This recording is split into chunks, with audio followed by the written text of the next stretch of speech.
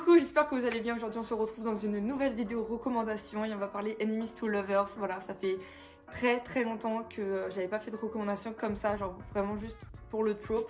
Donc on se retrouve pour la partie 2 des Enemies to Lovers. Il n'y aura pas autant de titres que la première partie parce que vraiment j'avais fait vraiment les gros classiques et j'avais couvert à peu près tous les terrains. Mais bon, ça c'est vraiment des Enemies to Lovers que j'ai lus depuis et qui m'ont beaucoup plu et que j'aimerais partager avec vous.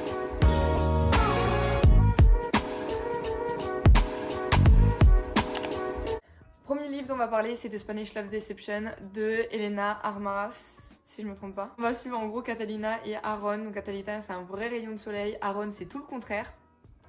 Ils travaillent dans les mêmes bureaux et dès son arrivée, Catalina elle a essayé vraiment de faire ami-ami avec tout le monde, sauf lui parce qu'il ne l'appréciait pas, il ne pouvait pas se la voir. Catalina elle va devoir retourner en Espagne voir sa famille pour le mariage de sa grande sœur et elle a pas envie d'y aller toute seule pour la bonne raison qu'il y a son ex-copain qui lui a complètement brisé le cœur, qui va se retrouver là-bas aussi avec sa nouvelle copine ou fiancée même. Et du coup vraiment elle se dit, il y a personne que je connaisse qui puisse m'accompagner en Espagne, faire tous ces kilomètres là pour le mariage de ma sœur et qui puisse paraître comme le petit copain que j'ai depuis longtemps. Et elle avait déjà dit à sa famille qu'elle ramenait quelqu'un, donc là ça va vraiment être la course-poursuite pour trouver quelqu'un. Et elle en parle à son ami à un bar et il y a bien évidemment Aaron, son pire ennemi, qui va l'entendre et qui va dire bah écoute, moi je veux bien me proposer. Il va un peu persévérer et au final elle va céder et ils vont tous les deux se diriger vers l'Espagne pour le mariage de sa sœur et faire semblant de sortir ensemble depuis déjà quelques mois alors qu'ils ne se supportent pas. Bref, du fake dating avec une touche d'Espagne, vraiment j'ai trop aimé. C'était hyper bien représenté, genre pour une fois que c'est pas genre des personnes d'origine latine qui vont être de Colombie ou d'Argentine. Là c'est vraiment genre en Espagne, du coup j'ai trop aimé le cadre, j'ai adoré toutes les expressions, c'était hyper cool. Et puis même Aaron Blackford, ce mec, un book boyfriend comme on voudrait en avoir. Genre vraiment c'est une des icônes, il a été tellement apprécié par tout le monde et particulièrement par moi, j'ai grave kiffé le personnage. Catalina était hyper drôle aussi, j'ai beaucoup aimé. Donc vraiment ce livre je vous le recommande si vous aimez le voyage mais aussi le côté un peu employé, travail. C'est totalement ce qu'il vous faut. Et un très bon Enemies to Lovers. En deuxième on a The Wall of Winnipeg and Me de Mariana Zapata, cette queen aussi traduit comme Et puis quoi encore en français. Voilà, celui-là il est traduit, vous pouvez le lire. C'est le petit cadeau que je vous fais aujourd'hui. Donc en gros on va suivre Vanessa et Aiden. Vanessa c'est la secrétaire je crois de Aiden. Aiden c'est un très grand joueur de football américain aux États-Unis. Et pareil, Vanessa c'est un rayon de soleil un peu comme Catalina. Et Aiden c'est tout le contraire, très grincheux qui la félicite jamais sur son travail. Ça fait 2 ans qu'ils travaillent ensemble et jamais une fois il lui a fait un compliment, la remercie ou quoi que ce soit. Vraiment grincheux à fond. Au bout d'un moment elle en a marre, elle se dit bah tu sais quoi, je me casse et elle démissionne. Évidemment lui il est pris de court, il va essayer de trouver d'autres personnes sauf qu'il va vite se rendre compte qu'il y a personne qui fait le travail aussi bien que Vanessa. Il va revenir la supplier de reprendre son poste. Sauf qu'elle a déjà fait des changements et une chose en amenant une autre. Ils vont devoir vivre dans la même maison parce que elle aura pas d'autre endroit pour se loger. À partir de là, vous connaissez Mariana Zapata, c'est genre la queen pour les slow burn. Donc c'est vraiment des pavés comme ça. Et le bisou à la fin, genre en mode, ils sont longs, mais il n'y a pas une seule fois où on se demande est-ce que ça pourrait pas aller plus vite à ce moment-là. Genre c'est tellement bien fait et c'est hyper prenant. Donc moi tous ces livres je les adore. Celui-là il est traduit donc je me devais de vous le présenter. Genre vraiment c'est elle qui va la pousser à s'améliorer et vice versa. Ils vont avoir des passions communes qui vont se découvrir.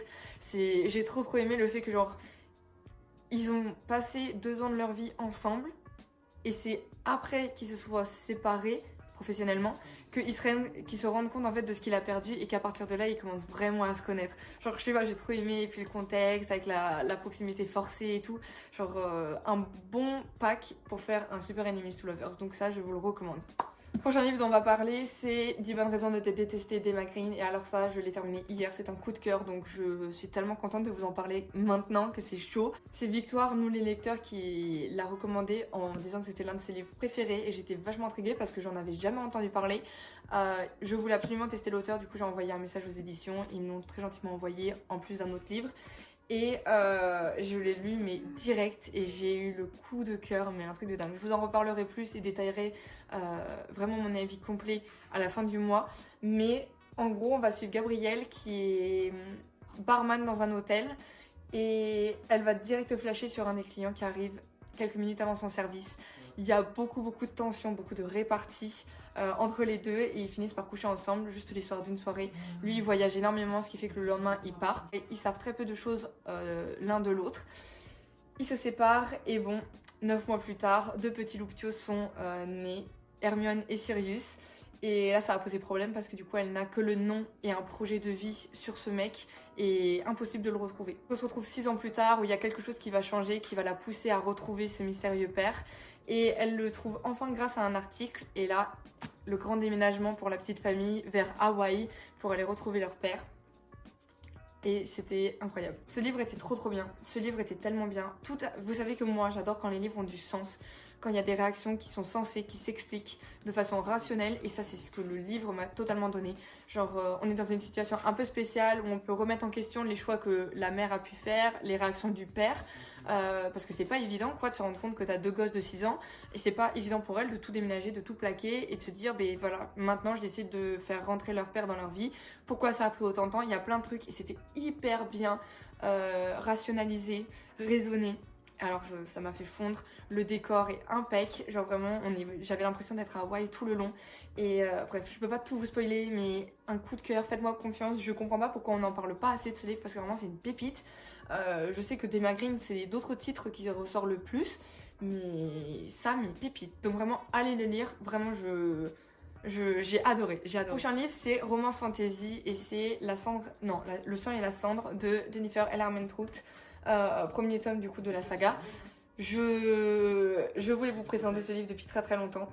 Pour moi ce livre j'en garde un très bon souvenir. Mais alors excellent, sachant qu'il m'a sorti d'une panne de lecture, ma foi, qui me pendait au nez. Dans ce livre, comment je vais vous expliquer ça? Dans ce livre on suit Poppy qui est la Maiden, donc quelqu'un qui a été choisi dès sa naissance pour être un peu un symbole de leur société. C'est celle qui va être protégée, personne ne lui parle, personne ne la regarde.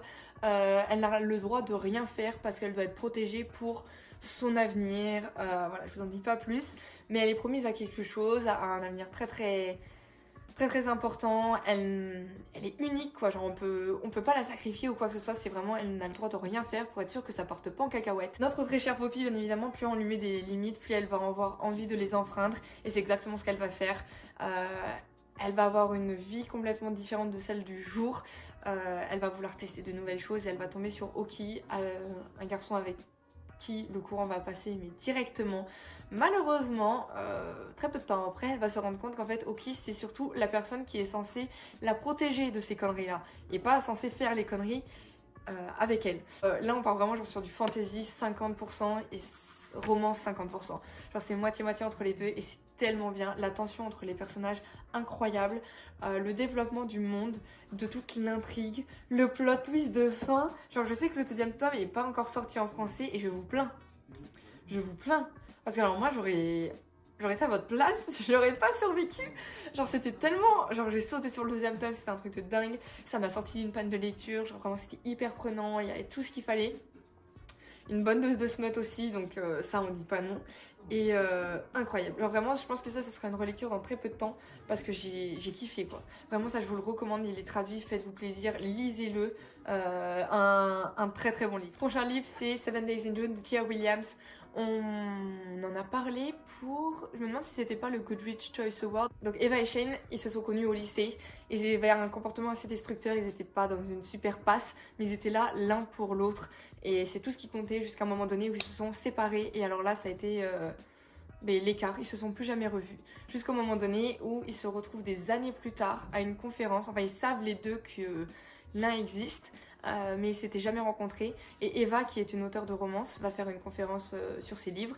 Et Shane va se retrouver là-bas également. Pourquoi, vous allez me dire? Parce que c'est également un auteur. Elle écrit de la romance, lui il écrit de la fiction si je me trompe pas juste. Ils vont se retrouver à cette conférence et ça va être un peu le stress parce qu'ils se sont jamais parlé depuis cet incident mystérieux. Alors ça c'est le début, mais ils ont tous les deux lu les livres l'un de l'autre, ils vont en débattre, il y a une tension, il y a aussi une haine pour l'autre parce qu'il s'est passé quelque chose, ils se sont pas parlé. Enfin il y a un truc qu'ils savent que nous on sait pas. Il y a tellement de tension entre les deux, genre vraiment ils se sont pas vus pendant très longtemps, ils se sont pas parlé. Un mystère sur ce qui les lie et ce qui les sépare, de l'alchimie, mais à donf. Il y a aussi un détail que je n'ai pas dit, mais Eva c'est une mère célibataire et sa gosse. Oh là là, moi j'ai kiffé. Je sais pas ce que j'ai avec les enfants en ce moment, mais c'est vrai que genre ils m'ont trop tapé dans l'œil. Quand ils sont pas trop petits et qu'ils font pas que chialer, ils sont cool. Genre rien que pour des bonnes raisons de te détester. Les enfants ils étaient trop drôles avec leur personnalité, c'était grave cool à voir. Et là, pareil, je sais plus c'était quoi le nom de sa fille, mais tellement une bonne, genre avec des répliques et tout, genre un génie. Moi j'ai trop aimé, c'était très rafraîchissant. On est vraiment dans un contexte afro-américain et problème de couleur et de racisme aux États-Unis, ce qui était vachement cool. Ça a porté une très bonne touche à l'histoire romancée et j'ai adoré ce livre, vraiment. Donc je vous le recommande. Il n'est pas traduit, mais il est très facile à lire en anglais, donc je vous le recommande vraiment. Tout ce qui était sujet un peu sur le racisme sociétal et même politique était pas lourd, genre c'était vraiment inclus dedans, mais de façon très simple et léger. Écoutez, j'espère que cette vidéo vous aura plu. Moi, ça m'a fait très plaisir. J'espère que j'ai pas trop parlé du nez parce que c'était vraiment chaud pour moi, mais j'espère que ça s'entendra pas trop de votre côté. N'hésitez pas, si vous avez envie de lire des livres en anglais, que ce soit sur cette vidéo ou d'autres, rejoignez le club de lecture, c'est hyper facile. On est tous ensemble pour s'entraider, c'est pas si compliqué. Donc vraiment, faites-moi confiance, faites-le. Regardez, tentez, c'est 2022, nouvelle année, nouveaux objectifs. Tous les liens qui pourraient vous intéresser, surtout les premières lectures en anglais, ça je le répète pas assez, mais c'est tout dans la barre d'infos. Et les livres mentionnés aussi avec leur classification niveau smut. Je vous laisse jeter un coup d'œil dans la barre d'infos et on se dit à la semaine prochaine.